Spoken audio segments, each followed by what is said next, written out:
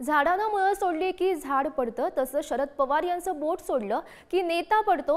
शिवस्वराज्य यात्रेतून अमोल कोल्हे यांनी अजित पवारांना हा इशारा दिल्याचं सध्या पाहायला मिळत आहे. अजित पवार यांच्या पराभवाचं अमोल कोल्हे यांनी भाकीत केलंय.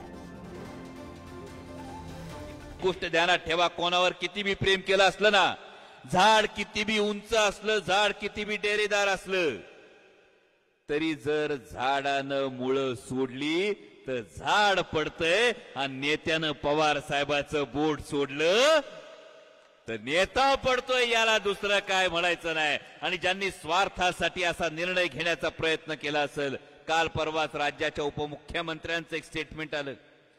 या उपमुख्यमंत्र्यांचं स्टेटमेंट आल्यानंतर उपमुख्यमंत्री काय म्हणाले, 7-8 निवडणुका झाल्या, पण आपण तर वस्ताद बघितलाय, 14 निवडणुका झाल्या तरी म्हणतोय महाराष्ट्राच्या हितासाठी मैदान सोडणार नाही. त्या वस्तादाचं नाव आदरणीय शरदचंद्रजी पवार साहेब आहेत.